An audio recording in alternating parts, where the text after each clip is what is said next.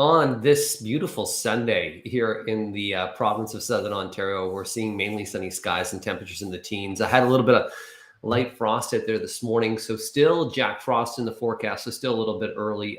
Once again, if you're joining me here for the first time, each and every Sunday, you can see me live right here between 9 and 9:30, answering your garden questions, trying to inspire you and help you through the journey we call gardening, plus the community that we have here too to help you along the way.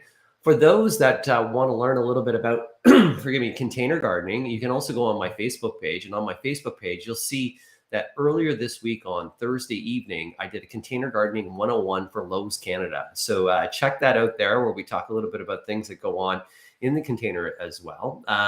Let's see what we got going on today over here to make sure that everything's broadcasting, everything's working right, because we always like to make sure that's happening as well. I hope you guys are having a lovely Sunday out there. And for those that, moms are one of the most, well, they're the most important thing. If you figure it, without a mom, I wouldn't be here. And without my mom's support, I wouldn't be the person that I am today. My mom is an incredible, incredible woman who not only supported my father through the growth of that family business, but also lost my brother in 1998 to cancer. She survived so much. She's seen myself go through a divorce. She supported us with my two boys as well. And she is an incredible woman. So to Alice today, to my mom, Alice, I hope you have a wonderful day, and I love you very much. And make sure you guys do something special for your mom today. Something special for your mom doesn't mean that you have to go out and buy something. Something special can just be a phone call to say, hey, that you love them. Something special could be you going over today, edging their garden, weeding their garden, maybe cutting their lawn, fertilizing, and just say, hey, mom, you sit back today, and I'm going to take care of everything out there in the yard for you. Those are some things that you can do for your mom that really don't cost a lot, but show a lot.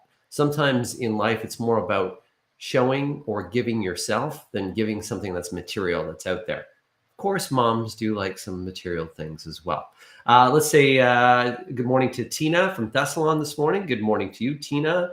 We have a good morning to my good buddy Matthew that's out there this morning too. Hey, Frank, says Matthew. Kathy this morning saying good morning from Hamilton Mountain, a beautiful spot, by the way. Hey, Kathy, by the way, as well. I was at RBG, Royal Botanical Gardens, this week. The magnolias, the cherry blossoms are in bloom. Go check them out. Speaking of which, of some of the cherry blossoms as well, I just want to give a shout out to, we have a little bit of somewhat of a sponsorship today, and there's going to be a giveaway a little bit later on as well. This here is Similson. They're an amazing eye drop. This eye drop, just to let you know, is formulated with natural ingredients. The eye bright flower, they actually, with a lily, you can hear my dog barking in the background here too. No harsh chemicals as well. For those that are out there in gardening, I just want to show you the website here as well, because if we take a look at their website, there's a lot of information there that really can show you some of the things that they do, and which will really help you as well. Oh, it says unable to access. Let me see if I can do that again. Here we go. So we're going to go to the Chrome tab. We're going to go here, and then I'm going to go here. Boom. There we go. So we can take a look at this allergy eye relief. This here is a complete product that, once again, is formulated with natural active ingredients. This is something what I find very interesting as well. If you do suffer from allergies, especially in this day and age and this time of year, this has been trusted in Switzerland for 40 years. The reason why I bring it up today, and I bring it up with the cherry blossoms, is that if you want to learn more about them and you want to go see the cherry blossoms today at High Park in Toronto, if you're going to see the cherry blossoms, go check it out, and you can check out more about the eye drops. As well today, we're going to talk to you about another great gardening product for those, and maybe something that you can go out today and you can go and buy for mom as well. And what that is something that's going to help your mom have smoother hands out there. And that's Utterly Smooth. And Utterly Smooth has a whole line of different products that are hand creams that are out there that are very hydration till the cows come home, is what their tagline is. Family business, 3-generation business, absolutely fantastic product. And of course, after you've been working in the garden, there's nothing more better than what you could have out there than to have your hands actually moisturize after becoming so dry after that. So if you're wondering about both those products and you're wondering where they're available at Shoppers Drug Mart and Walmart. And for anybody out there today that's going to share, so once again, in order to become a part of this prize pack, If you share this on Facebook, if you share it on Twitter, you'll be entered into a contest, and that contest will give you a beautiful gardener's care pack on a Mother's Day so that you won't have itchy eyes and you'll have smooth hands. And that's exactly what we want when it comes to the garden. Okay, let's talk a little bit about what else is going on today. Mary Beth, good morning. What's going on with this weather? How long will it stay hot? Will it get cold again this month? So if we look at the trend for this upcoming week, the trend is that temperatures are going to be in the 20s. This morning, as I mentioned, we still have some light frost, so I wouldn't feel secure about planting here at my own home until probably next weekend or the weekend thereafter. Most likely this week, I will be a little bit ambitious and I will go into the vegetable garden and I'm going to plant some kale. I'm going to sow some radish seeds, some spinach seeds. I didn't get to it last week, but some of those cooler crops are what I'll probably start putting into my little troughs for my vegetables. I will not be planting at this time any squash. I will not be planting any basil at this time. I won't be planting any peppers or tomatoes. I'll wait till the temperature is a little bit more consistent and warmer. Will it get cooler? We never know. You know, within the 10-day forecast, the 10-day range, it doesn't look like we're going to see any cooler weather that pushes its way through, but you never know. So really, it's always about that average last frost date. And what that average last frost date means is that they've taken the history where of recorded weather and they've looked at the average date where we're frost free. And generally in Toronto, that's around the 15th of May. In other areas in Southern Ontario, that's why Victoria Day weekend, the May 2-4 weekend is generally known as the planting weekend. But in Northern Ontario, that can easily be into June as well.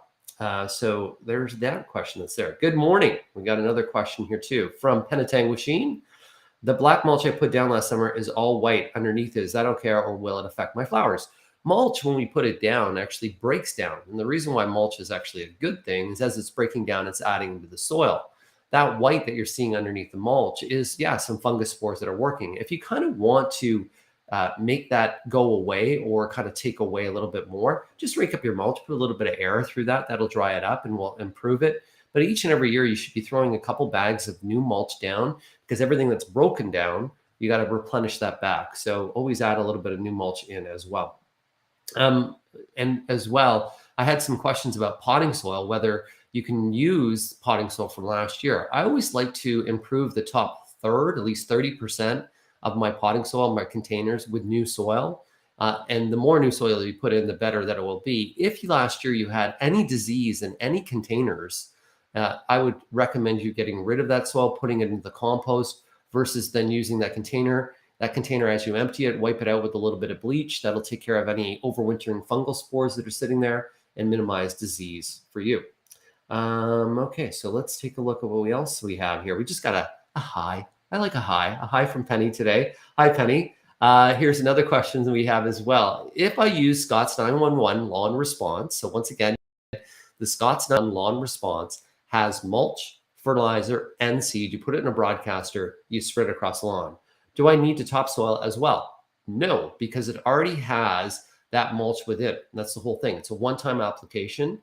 The key is that we have a dry week coming up. And if you're watching anywhere close to Bradford, Toronto, Southern Ontario, you will have to water your lawn. And if you want that lawn response to do well, I would really recommend you watering your lawn every day a little bit or every other day, just to kind of get that until we start to see germination and thicket in.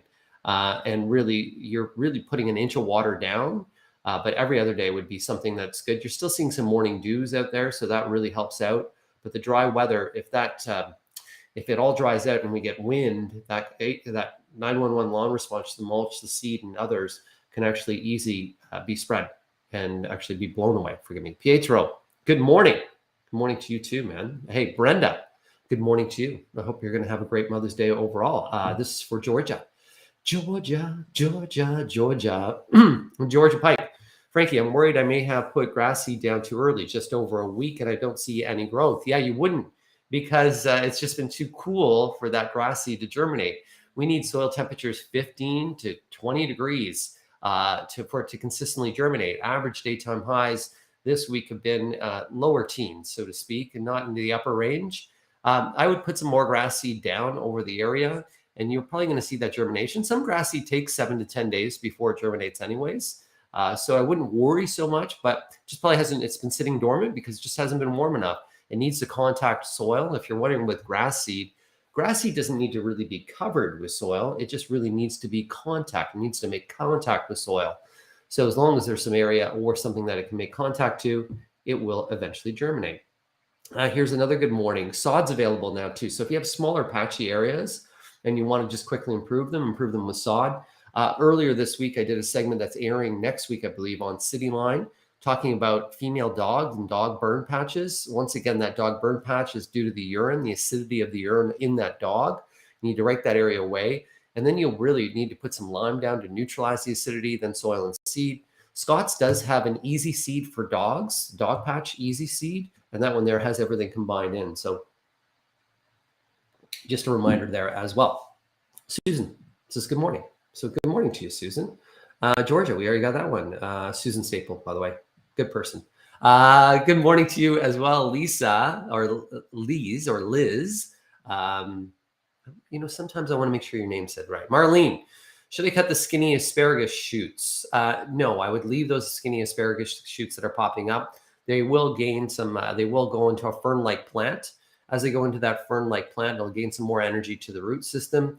If your asparagus is only a year to a couple of years old, you're going to get skinny shoots until it starts to mature a little bit more. A spring asparagus, I think there's some local just starting to come onto the market right now. Unbelievable. And as we get into the local food season, make sure you support local out there as well, guys. Pam, good morning from Parsboro, Nova Scotia. Frankie, I need help with coneflowers. They don't like any of my gardens. So your coneflower, if you're going to look for one variety of coneflower that will perform well, it needs full sun and it needs a fairly arid type soil. So if it's sitting in a bog in shade, sitting wet for too long, it's not going to do well for you. If you're looking for the hardiest variety, and it should do fairly well in Nova Scotia, I would go to Magnus. So coneflower Magnus, which is the purple coneflower, the traditional purple coneflower, which is probably the strongest variety that's out there. If your soil is a little bit too wet, try to see how you can improve drainage, but it does need at least 6 hours of afternoon sunlight would be key. Is it not overwintering? That's kind of the question. Is that where you're having an issue, or is it during the growing season that it seems that plant is struggling? If that plant's struggling during the growing season, what can we do to improve the amount of sunlight or to allow it to dry out in between waterings? Coneflower is a prairie type flower that actually would like to be more dry than what it is wet once it's established. When it's established, we got to do deep and frequent waterings to get those roots in. And then after it's established, we cut back on the watering. We have a good morning from Anne-Marie, and that's good morning from Barrie. Good morning, Anne-Marie Parks. My family garden center is there in Barrie. Hopefully you check out Garden Gallery in Barrie sometime too. Liked and share for my favorite gardener, Susan. Thank you very much, guys. Thank you very much. It's always great to be here, by the way. And I actually absolutely love being in the garden. My current home that I'm at right now, I have a smaller garden space. So I'm doing some containers and I'm doing troughs and I have some in-garden space. I'm going to plan on help my mom a little bit more in her garden. Eventually, once the kids get a little bit older and they can be a little bit further away from their schools, I'm going to go back to a little bit more acreage and have some more fun because I think gardening's the best, man. Good morning, Frankie from Kelly. We got another good morning this morning as well. And happy Mother's Day from Anne. Happy Sunday to you. Here we go with another question we have. Good morning from Oshawa. When would you start moving outside overwintering plants like Bergamesia? You can move them out today. Like we could put them, it depends on the size of the plant, of course. Let me just get a little drink of tea here. The size of the plant, of course. But really what we want to do is to move it outdoors on a warmer day and then move it inside. So even if you had it, you moved it into your garage, and then during the sunnier days, we're moving it outside in part sun to kind of get it adjusted to the temperature. On those cooler nights, you just pull it into the garage. And then by the end of next week, you start to leave it outdoors more permanently.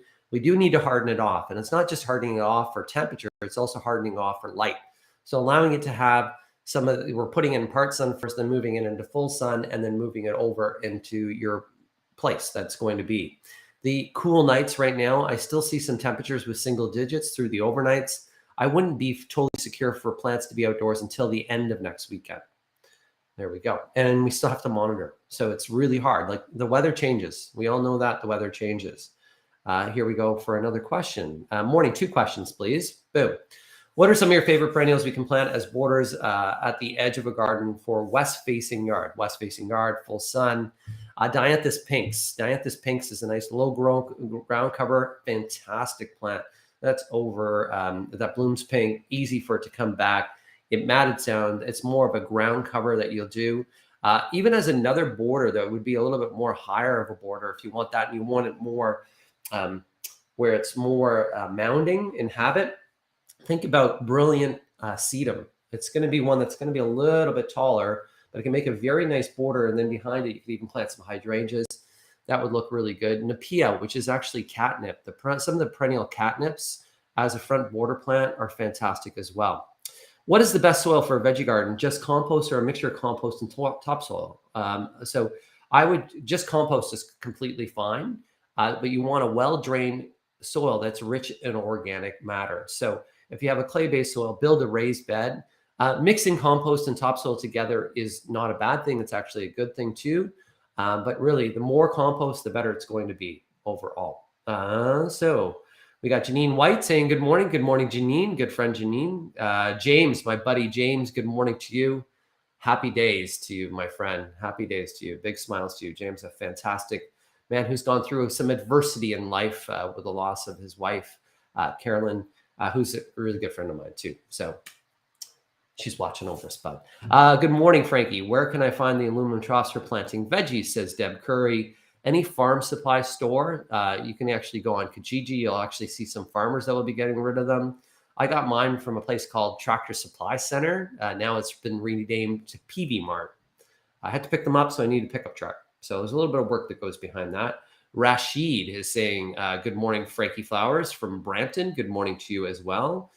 We got a good morning from Thunder Bay, Ontario. Still cool there. Yeah, Peggy, indeed. Your independent grocers in Thunder Bay, if you go look at some of the flowers that are there, if you see the name Bradford Greenhouse on them, indeed, grown by my family. We bring plants up to Thunder Bay, and we are well aware of Thunder Bay weather in June, because I've actually been up there in June when it's been snowing as well, and in my younger years, delivering plants and going, you sure you want these? Are you sure? Here we go. Here's another question that we have. When can I plant my herbs outside Newcastle, Ontario? So if you want to be ambitious, you can go out and plant your parsley now. Okay, it's a cooler crop. Mint in a pot, you can put it outdoors now. Chives, you can put them outdoors now if you're growing those. Basil, or basil or basilico, however you want to say it, I would still wait at least 10 days before you're putting that outside. Oregano can take a little bit of some cooler temperatures. Rosemary can as well, but I would even hold off on those. So really, if you want to plant them all at one time, you're going to be waiting until at least after the 15th to 20th of May. That's what I would say to you in Newcastle, Cheryl. Okay. Here we go. Another question or comment. I put my Bergamesia out yesterday and forgot to bring it in. Some of the leaves got hit with frost. Have I killed it? No, probably not. Some of those leaves will go black. You can just cut those leaves off. And it was a light frost last night. So depending how hard the frost was in your area, it could just got touched by that frost, and it should easily rebound back, but it will be set back this year. Here we go. Another good morning. I want to plant some tomatoes on a balcony, but I only get sun late in the afternoon. Is that enough sun? So Star, if you're getting sun 2 o'clock, 2 o'clock on, great. 3 o'clock on, question mark. 4 o'clock on. If you're getting sun, if it's after 4 or 5 o'clock that you're only getting your sunshine, I would try a tomato plant this year just to see, try it in the container to see how it makes out. But the more sun a tomato plant gets, the more heat units a tomato plant gets, the better it is. As soon as we're 4 and 5, the sun's actually starting to lower. So the amount of light units and heat units you're getting are less. But what the heck, you figure out like a tomato plant, if you were to put it in a pot, let's say it's going to be $20, $30 investment. It's like a bottle of wine. Try it out, plant it with some basil. Let's see how it works. Let's do cherry tomatoes first. So just if you want to get a mounting variety of cherry tomatoes, like a dwarf variety, if you're going to be a cherry tomato, try Tiny Tim. Tiny Tim, bush variety cherry tomato. Let's try it this year, see how that works out. And then next year you can try another tomato plant or even put a few tomato plants in. Gardening is a journey. Let's see how that works out for you overall. And let me know how you make out. That's the same question that we have there. Good morning from Maria from Lyle, Ontario. Good morning as well from Angela. Go Leafs go. See the Leaf emblems there. Big game tonight, of course. Great game on Friday night. Still too cold to put my seedlings out.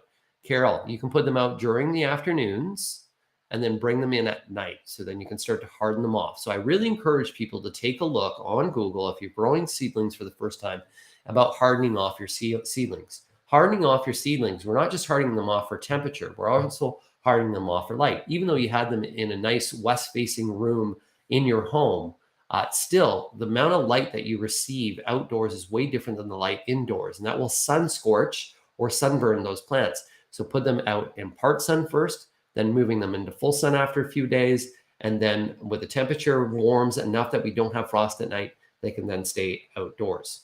Here's another good morning as well. Happy Mother's Day. Is it okay to split hosta stills? Yes, indeed. Hostas are a resilient plant. I love splitting hostas at this time of the year because the eyes are just poking up, easy to split. And today, even though we're going to be into a dry week, because you are dividing or splitting and transplanting them today, use a quick start fertilizer, like a Miracle Grows quick start fertilizer, and you're going to have to water this week because we do have a dry week coming up. There we go. Anita has a question about a maple here. Let's see what that question is. Hi, Frankie. I think my Japanese maple died. What would have caused this? Several different variables about why a tree like a Japanese maple will die. First off is zone hardiness. What variety of Japanese maple did you plant, and was it hardy to your area? Let's check that out and see if it is hardy to your area. Next up, a lot of the times it's not the winter that kills the Japanese maple. It's the stress I went into last summer. So last summer, if I went through a period of drought or had a disease or insect and went into winter under stress, that could be enough to put it and kill it during the winter because it needs to have some of that energy and some of that strength to go through the winter months. Next up, was there any construction that happened in the area? Anybody digging around? And the roots, was there anything that chewed the roots? There are many different variables that are out there. But first and foremost, check out the hardiness of that Japanese maple, and is it hardy? Sometimes it can just be that it went in because it was diseased and or weak, and just a couple cold, like we went through that variation of temperature, which was hard on plants. This winter wasn't an easy winter on plants because we went through periods of warmth and then cold, warmth and then cold, and then warmth and then cold. If you remember those temperature swings, we had a really warm December. We had a colder January with some different thaws. And even in February, we went through that up and down of weather. That up and down of weather is really hard and stressful on plants. Good morning from Stratford. That's from Lois. Good morning to you as well from Stratford. Hope your day is great. Here we go as well. Good morning from Marianne. Happy Mother's Day to all the moms and mother figures. Good fabulous morning from Bolton, and to all those moms to be. Happy Mother's Day as well. Being a parent is fantastic. Being a mom, I got to tell you, what your body goes through, what you go through emotionally, and even just what you do, not only because of childbirth, but even over and beyond that, it's a remarkable thing. It's unbelievable that what can happen. And then thereafter, the amount of impact that you can have on a new person's life in this world is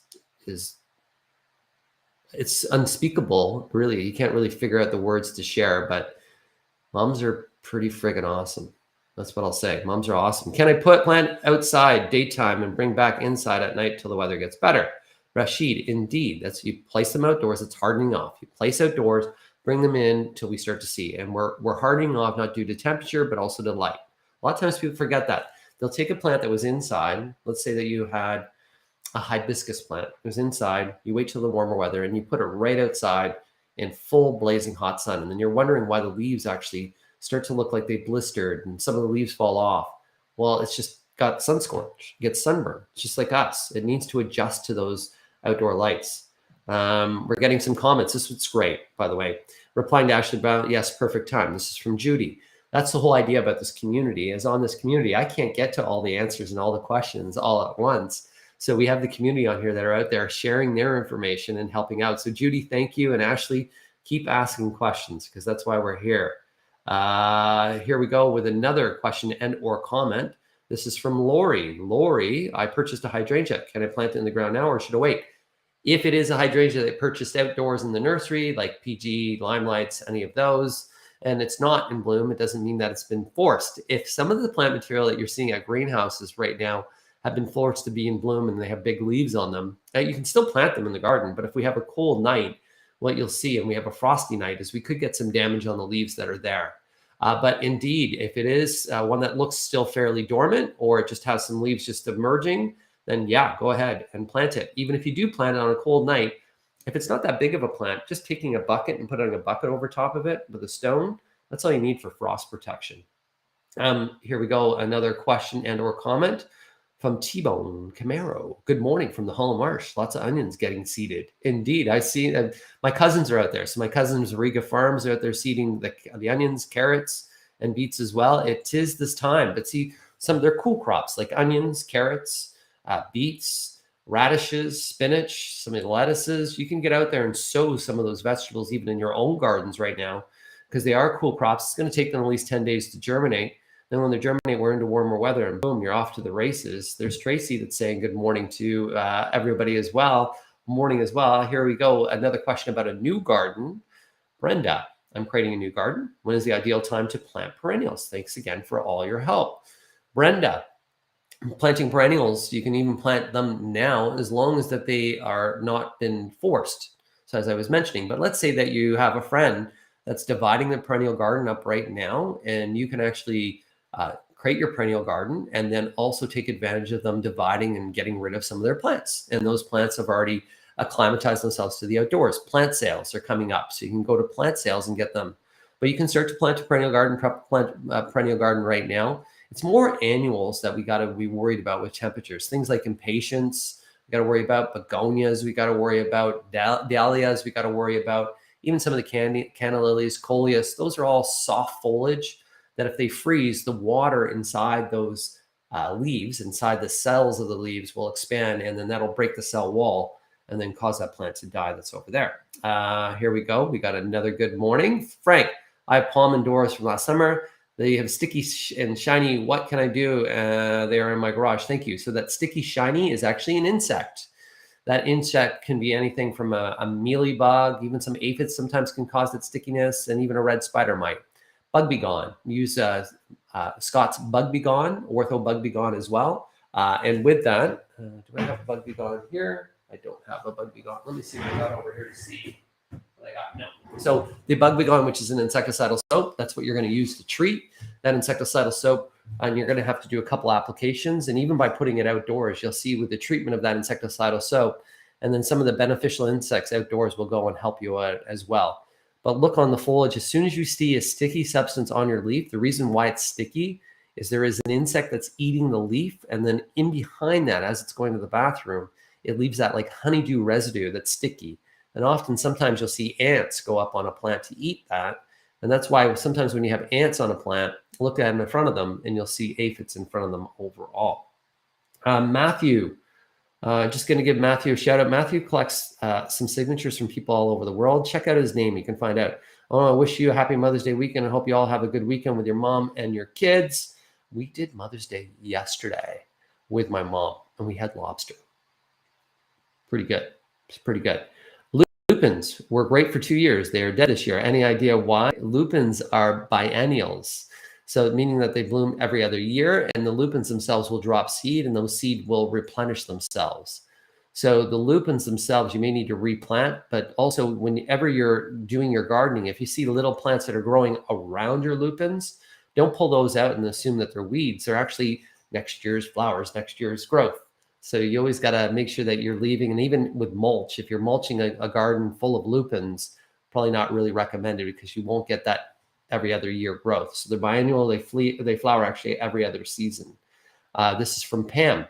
Happy Mother's Day for all the ladies in your family, Frankie. You're such a wonderful person, so I know the ladies in your life are amazing. My mom, my sister, amazing. Enjoy the day.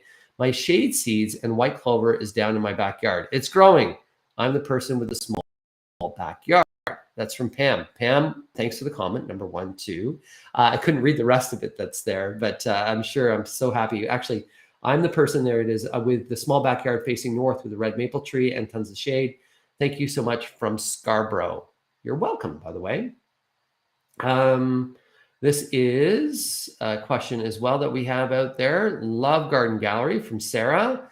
Thank you very much. There are many garden galleries. So you'll see that there are garden galleries across the province of Ontario, all independently owned garden centers that are out there trying to serve you. And my family has two, one in Bradford and one in Barrie. But we have friends like the Krupe family, Lakeside Garden Gallery out in Brampton, good people. Mike's Garden Gallery in Lindsay.